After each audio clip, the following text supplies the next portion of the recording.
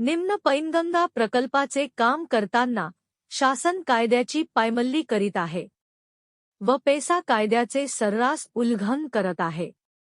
मेधाताई पाटकर यांचा आरोप. किनवट येथे Sane Guruji emergency and multi speciality या विश्वास हॉस्पिटलच्या लोकार्पण सोहळ्याकरिता राष्ट्रीय जन आंदोलनाच्या नेत्या श्रीमती मेधाताई पाटकर आल्या असता निम्न पैनगंगा धरण विरोधी संघर्ष समिती विदर्भ मराठवाड्याच्या वतीने कार्यकर्त्यांनी त्यांना निम्न पैनगंगा प्रकल्पाबाबत निवेदन दिले असता श्रीमती मेधाताई पाटकर यांनी आपल्या भाषणात आदिवासी क्षेत्रामधील ग्रामसभेच्या परवानगीशिवाय काम करणे म्हणजे कायद्याचे उल्लंघन आहे.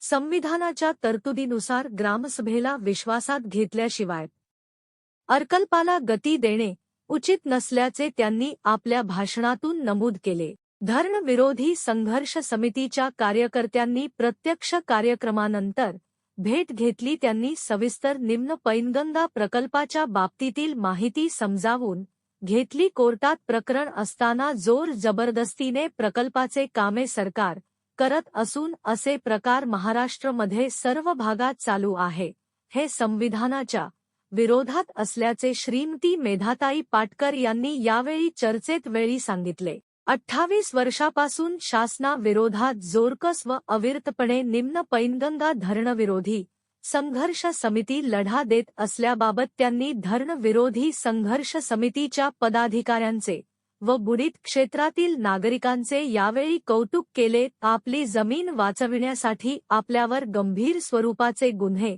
दाखल झाले असले तरी याला आपण घाबरून न जाता हा लढा निकराने व ताकदीने लढत आहे. त्याबद्दल धरण विरोधी समितीच्या पदाधिकाऱ्यांना शाबासकी देत भविष्यात शांततेच्या मार्गाने व अहिंसेच्या मार्गाने आंदोलन करावे अशा सूचना सुद्धा त्यांनी यावेळी केल्या.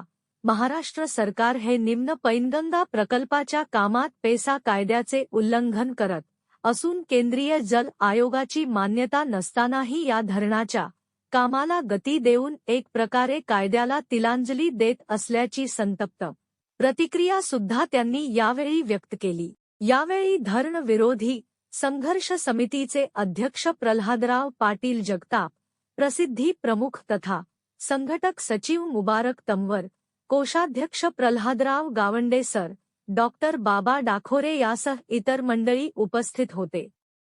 प्रतिनिधी श्रीकांत देशमुख, न्यूज 24, आपकी आवाज.